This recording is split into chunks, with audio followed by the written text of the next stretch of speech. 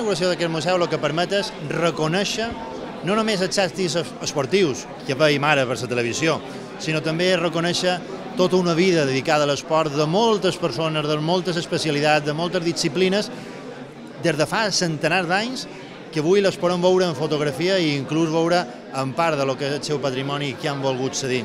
Per tant, el meu primer agraïment és a ells, a els esportistes, que han volgut, amb un acte de generositat, deixar veure part de lo que és la seva sensibilitat esportiva, perquè molts objectes, medalles, utensilis, bicicletes, motos, de tot, és un privilegi per nosaltres que estigui avui aquí. Donar les gràcies també al Consell de Mallorca perquè ha cedit una part important dels seus fons deportius que estaven, en aquest cas, a una part diferent d'aquest museu.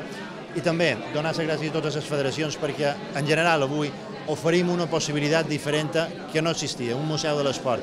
Un museu que vol reconèixer no només a tot aquell talent internacional d'aquests guanyadors, sinó també aquells desconeguts que han participat en la vida activa. És un canvi d'hàbit, també els més petits podran veure coses que no s'imaginaven, com se practicava l'esport fa 100 anys.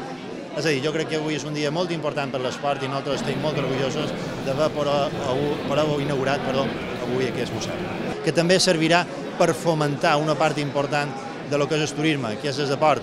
Nosaltres sempre hem dit, i de fet d'aquí uns dies tindrem el primer foro internacional de turisme i deport, perquè el deport està vinculat amb el turisme i el turisme amb el deport.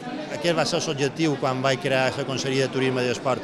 Tenim un producte especialitzat que pot contribuir a la desestacionalització de la nostra temporada i que pot aportar en les magnífiques infraestructures que tenim un valor afegit en el nostre producte. Per tant, inauguram un museu, posam un punt diferenciador i seguim potenciant l'esport, en aquest cas també vinculat amb el turisme.